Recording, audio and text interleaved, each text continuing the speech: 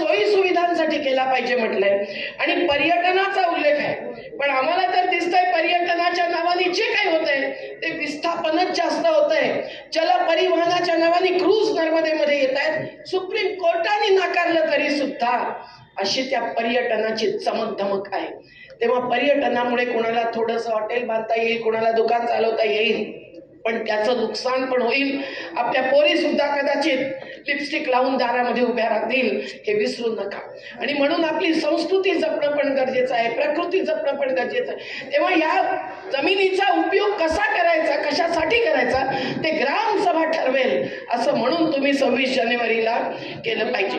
माले इथे टाटाने आपल्या जागेत विद्युत दाहिनी उभी करावी. आता त्याच्यासाठी आणखीन जमीन तर घेणार नाही.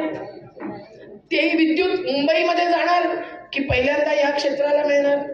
सिरवतामध्ये तुम्ही ज्या प्रकारे विद्युत आणखीन उत्पादन वाढवण्यासाठी प्रकल्प करतायत त्याचे परिणाम काय होणार सर्व विचारलं पाहिजे. अगदी महाराष्ट्रातल्या पवनासारखं धरण असो की गोसीखुर्द सारखं सर्वांचा अनुभव घेऊन पण मुळशी सत्याग्रहाचीच प्रेरणा घेऊन आपण पुढे जाऊया एवढंच मी म्हणते.